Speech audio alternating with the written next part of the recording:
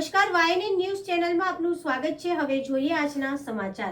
બરોડા બાર એસોસિએશનની ચૂંટણીને ફક્ત 2 દિવસ બાકી છે, ત્યારે ઉમેદવાર નલિન પટેલ પોતાની જીતનો દાવો પાકો માની મતદારોને વોટની અપીલ કરવામાં આવી।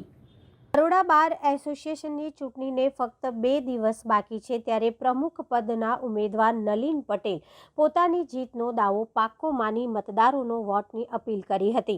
વડોદરા શહેરની તમામ ચૂંટણીઓ પૈકી રસપ્રદ ચૂંટણી બરોડા બાર એસોસિએશનની પણ કહેવાય તેવું કહીએ તો નવાઈ નહીં। ત્યારે ગત વર્ષે સારા મતથી જીતનાર નલિન પટેલ કોર્ટ સંકુલમાં વકીલોને મળી કેમ્પિંગ કરતા નજરે પડ્યા હતા। સાથે તમામ વકીલોને વર્ષ દરમિયાન પડતી મૂંઝવણ અને સાથ આપવા માટે મક્કમ દર્શાવી હતી અને આગામી 2 દિવસો બાદ જ્યારે ચૂંટણી છે, ત્યારે ગત વર્ષ કરતાં પણ જંગી બહુમતીથી જીતાડવા માટે સૌ કોઈને મત આપી અપાવી અપીલ કરતા નજરે ચડ્યા હતા। ત્યારે બીજી બાજુ નલિન પટેલના ટેકેદાર અમિત શાહ પણ નલિન પટેલ જંગી બહુમતીથી જીતશે તેવી સ્પષ્ટતા કરી હતી। સાથે જ વકીલ મંડળ માટે કાયમ હાજર એવા નલિન પટેલ પુનરાવર્તન અને પરિવર્તન બંને આ ચૂંટણીમાં દેખાશે તેમ વાત પણ કરી હતી। પુનરાવર્તન એટલે નલિન પટેલ ફરી એક વખત આ ચૂંટણી જીતશે અને પરિવર્તન એટલે ગત વર્ષ કરતાં પણ આ વર્ષે મતદાનમાં જંગી બહુમતી નલિન પટેલ મેળવશે તેમ જણાવ્યું હતું। ગયા વખતે પણ જંગી મતોથી જીત્યા હતા, આ વર્ષે કેટલી તૈયારી છે, શું કહેશો? આખા વર્ષની તૈયારી છે અને એવું નથી કે ઇલેક્શન આવે અને તૈયારી કરું। તમામ જુનિયર સિનિયર વકીલો માટે આખું વર્ષ મેં જે કામ કર્યું છે એમની સાથે રહ્યો છું અને એમની મૂંઝવણો પ્રશ્નો સમજીને ઉકેલ લાવ્યો છું। એ તમામ વકીલો માટે જે મેં કામ કર્યું છે એટલે એવું નથી કે આ ઇલેક્શનના 2 દિવસમાં હું મહેનત કરું ને કોઈ મને મત આપી દેવું નથી।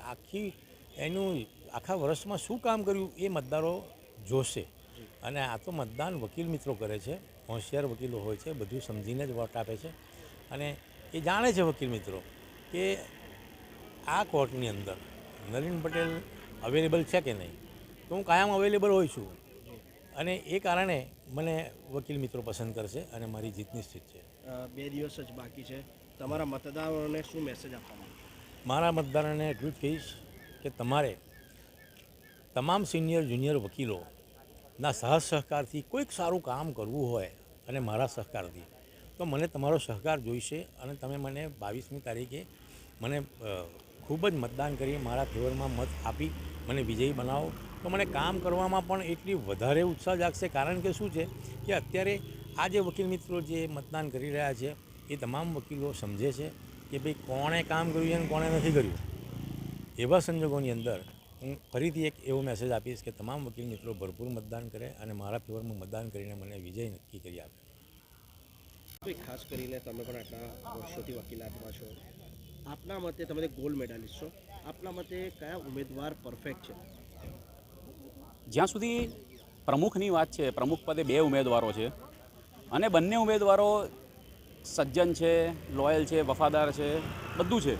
પણ જ્યાં સુધી પ્રમુખની ચૂંટણી છે તો પ્રમુખની ચૂંટણી એવી છે કે બારની ડિગ્નિટી એની સાથે જોડાયેલી છે। એટલે પ્રમુખ એવો હોવો જોઈએ કે જેનામાં ફ્યુચરનું વિઝન હોય, જેનામાં જુનિયર વકીલ સાથે મિત્રતાથી વર્તવાની તૈયારી હોય અને જરૂર પડે હાઈકોર્ટ સુપ્રીમ કોર્ટના માનનીય ન્યાયાધીશો છે એમની સાથે કાયદાની ચર્ચા કરવાની પણ જેનામાં કુશળતા હોય। એટલે ઓવરઓલ જ્યારે જોવામાં આવે તો મને લાગે છે કે પ્રમુખ પદે ફક્ત અને ફક્ત નલિનભાઈ પટેલ સાહેબ જ અત્યારે ચાલી શકે, કારણ કે એમની પોતાની સક્રિય વકીલાત છે। આપ કોર્ટમાં જોશો તો ઓન અ ડેલી બેઝિસ ચૂંટણી હોય કે ના હોય આપ એમને ઉલટ તપાસ લેતા જોઈ શકશો, એમને દલીલો કરતા જોઈ શકશો, આપ એમને મેટર ચલાવતા જોઈ શકશો। એમની પોતાની એક્ટિવ વકીલાત છે અને એટલે સ્વાભાવિક રીતે એ વકીલોને પડતા પ્રશ્નો કે એમને જે મૂંઝવણ હોય એ સારામાં સારી રીતે સમજી શકે ને એની રજૂઆત કરી શકે। એ બાર કાઉન્સિલ ઓફ ગુજરાતના ચેરમેન છે, એ નફામાં છે। અને જ્યાં સુધી વાત છે વકીલોના વેલફેરની તો નલિનભાઈ પટેલ સાહેબનો સેવા યજ્ઞ જે છે આખું વર્ષ ચાલતો જ હોય છે। અમે વકીલો છીએ, કોર્ટમાં જાતની મેટર્સમાં ઇન્વોલ્વ હોઈએ એટલે વકીલોનું વર્ક લાઈફ બેલેન્સ જળવાય એ બહુ જરૂરી છે।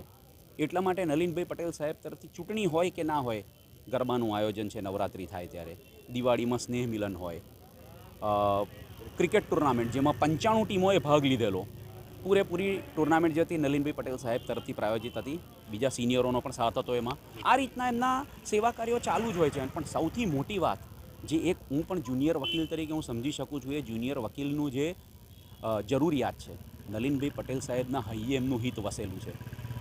જ્યારથી જુનિયરો સ્ટુડન્ટ હોય એમને કોઈ વોટિંગ રાઇટ નથી, હજુ એ વકીલ થયા નથી, ત્યારથી નલિનભાઈ પટેલ સાહેબ એમની સાથે ઊભા રહે છે. આ વર્ષનું ઉદાહરણ આપું તો 8 બસો અમે બાર એક્ઝામ માટે 10 ડિસેમ્બરે અમદાવાદ લઈને ગયા હતા. 400થી વધારે છોકરાઓ. એ બધાને સ્ટડી મટીરિયલ નલિનભાઈ પટેલ સાહેબ તરફથી પૂરેપૂરું નિઃશુલ્ક આપવામાં આવ્યું. એમને કોચિંગનું ગાઈડન્સ, ત્યાં અમદાવાદ આવવા લઈ જવાનો, એમને જમાડવાનો બધો ખર્ચો એમના તરફથી હતું. એ લોકોને કોઈ વોટિંગના અધિકાર જ નથી, એ મત આપી પણ ના શકે, હજુ વકીલ બન્યા જ નથી. જે વ્યક્તિ માણસ વકીલ નથી ને આટલી ચિંતા કરતો હોય તે પોતાના વકીલ મિત્રનો સ્વાભાવિક રીતે ખ્યાલ સારામાં સારી રીતે રાખી શકે. એટલા માટે પરિવર્તન કે પુનરાવર્તન એવો જે સવાલ પૂછવામાં આવે છે, મારું સ્પષ્ટપણે માનવું છે કે બંને થશે. નલિનભાઈ પટેલ સાહેબનું પ્રમુખ પદે પુનરાવર્તન થાય છે અને પરિવર્તન એમના જીતના માર્જિનમાં પડશે. જંગી બહુમતીથી એ જીતે છે. Subscribe now and press the bell icon. Never miss an update.